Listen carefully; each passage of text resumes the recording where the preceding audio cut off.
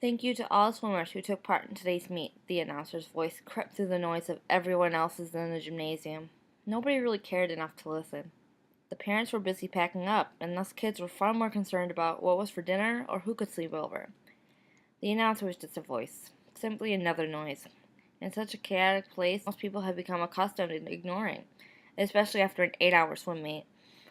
My friend Megan and I were no different. We were practicing dance moves. It was something to do to pass the time, keep our minds and bodies preoccupied. Christina, I've got an idea, Megan shouted in her ever enthusiastic tone. She took my hands delicately in hers as if she were going to lead me to another world. She instructed me, in a slow manner, a movement that reflected a jazz routine, the kind where two of the dancers turn around while staying hand in hand. It was like a way of showing that despite the tangled mesh your arms were in, they would be free once again at the end of the spin. I studied the movements of our bodies and paid attention to how I had to bend down slightly due to Megan's short height. We continued this 2 times, 3 times, 4, until we felt confident enough to show Megan's brother, who was a close friend of mine, what we had come up with.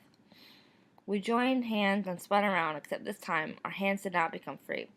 I crashed to the ground and immediately felt pain. This wasn't good. I glanced down to where the pain was and was shocked to see my left knee had contorted into a 90-degree angle. Great. I glanced over Megan and I took in her widened eyes. I must have had the same because she took off crying. I did what any normal 13-year-old girl would do. I called for my mom. She rushed over and knelt down to my aid. Breathe. Just breathe. She repeated to me. It must have worked because I calmed down. My leg was shaking, but I told myself it was the shock from falling. It didn't take long for people to surround me like ants beside a picnic basket. It seemed like more people were joining by the second. One by one, coaches came, my friends, the paramedics, even strangers. They were frantic.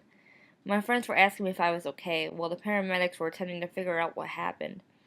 It was like I was on the red carpet, except of course I was on a gym floor with a dislocated knee. Okay, Christina, we are going to give you some medicine for the pain, the exceptionally young EMT informed me. I agreed and let them spray the medication into my nose, but I was taken aback when I saw my best friend Tyler's face. Broken. Yeah, that's the emotion his face portrayed. Completely broken. The medicine began to take its toll on me, though my leg continued to tremble against the wax-covered wood. The paramedics prepared the stretcher and knelt down to get my foot into a boot-like object. It was in that moment I glanced around, all of my friends, family, coaches, and strangers who had stayed. These people were actually worried about me, and I felt the love. Tyler sat in a corner praying. Seeing him pray for me made me feel incredibly blessed. I knew his religion was the most important thing in his life, and I felt special. The EMT was inches away from sliding my leg into the boot when suddenly I heard a pop. The paramedics looked at each other in utter confusion. The people around me were stunned. I looked down to my knee only to find that I was back in place. I'd never ever had a dislocation, but I knew this wasn't a normal occurrence.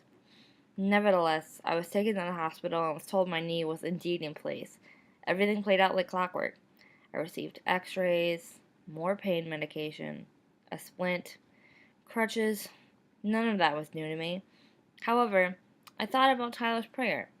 I wondered about what he said to God, or if God had truly listened. He had told me so much about his religion, but I never had anything special happen to me like this.